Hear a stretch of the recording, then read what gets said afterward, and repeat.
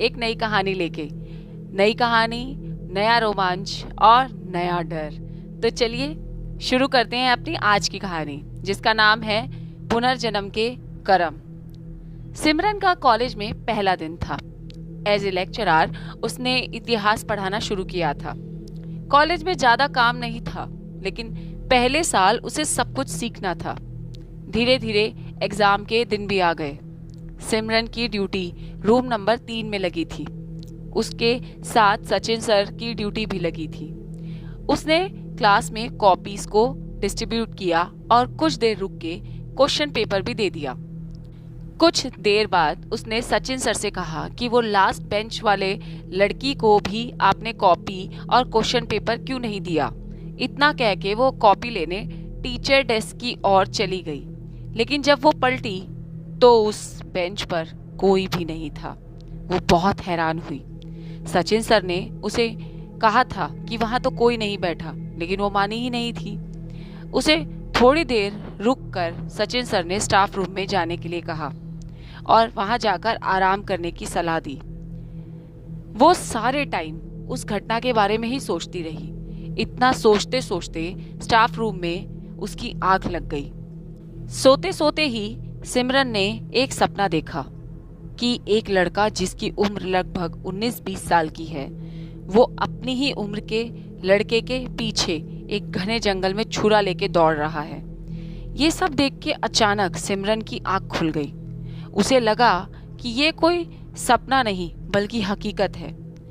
सपने में ये सब देख के मुझे बहुत अजीब लग रहा था, तो मैं प्रिंसिपल को कह के घर चली गई। जब मैं घर पहुंची तो मैंने कुछ खा पीकर आराम करना ही ज़रूरी समझा। इसी तरह से मैं बेड पर लेट गई। लेटे लेटे मुझे कब नींद आई मुझे पता नहीं चला। नींद में मुझे फिर वही सपना आने लगा। ये कई दिनों तक चलता रहा। मैं ना तो ठीक से कॉलेज को संभाल पा रही थी और ना ही ठीक से सो पा रही थी। जब सोती यही सपना देखने लगती।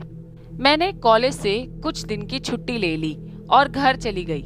जैसे ही मैं घर पहुंची, मेरी माँ ने दरवाज़ा खोला।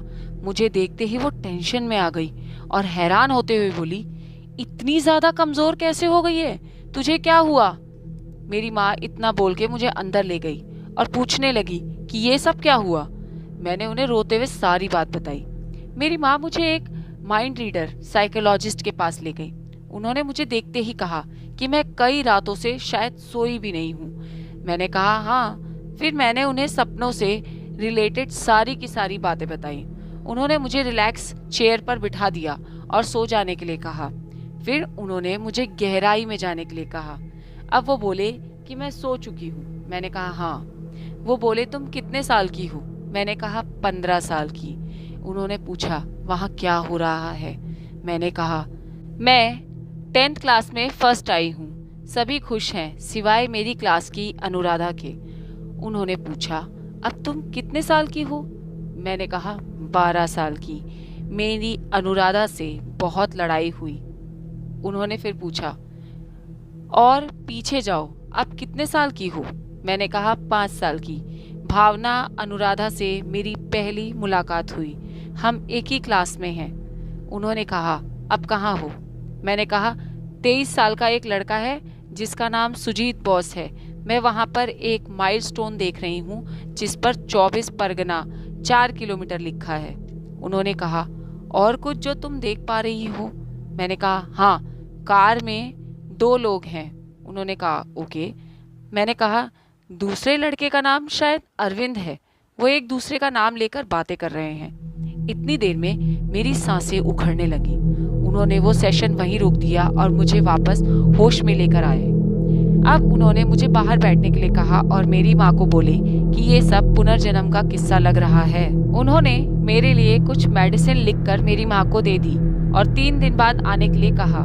3 दिन बाद हम फिर से वहाँ गए। इस बार मैं कुछ बेहतर महसूस कर रही थी। फिर से सब कुछ अप्लाई हुआ।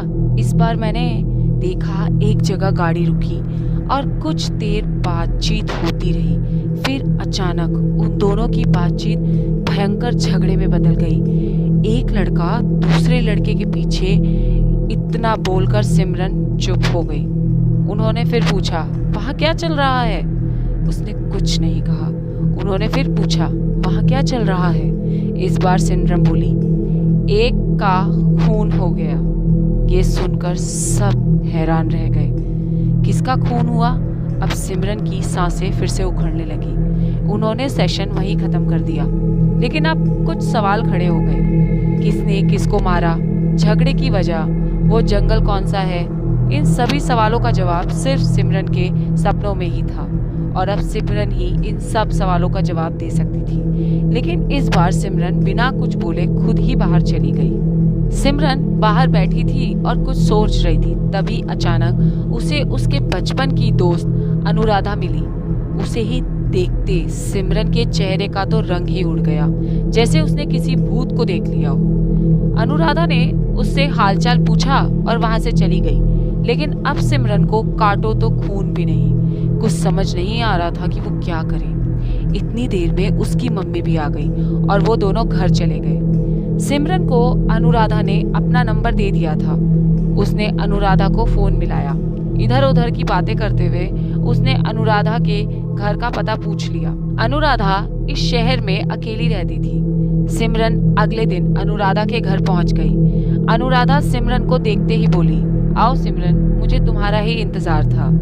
सिमरन ने कहा, क्या चाहती हो तुम अनुराधा? अनुराधा बोली, बदला। इतना सुनते ही सिमरन ने छुरे से अनुराधा पर हमला कर दिया। लेकिन अचानक पीछे से पर्दे से निकलकर वो डॉक्टर और पुलिस उस कमरे में आ गए और अनुराधा पर हमला होने से बचा लिया। अब ये गुत्थी सुलझने की बजाय और ज्यादा उलझ गई। सिमरन की मम्मी को भी वहां बुला लिया गया। अब पुलिस ने सिमरन से सख्ती से पूछताछ की और जो कहानी निकल कर आई वो बहुत ही डरावनी थी। असल में सिमरन पिछले जन्म में अरविंद थी और अनुराधा सुजीत। ये दोनों एक ही कॉलेज में थे और अच्छे दोस्त भी। इन्हीं के कॉलेज में सपना नाम की लड़की फर्स्ट ईयर में आई। ये दोनों इसे पसंद करने लगे।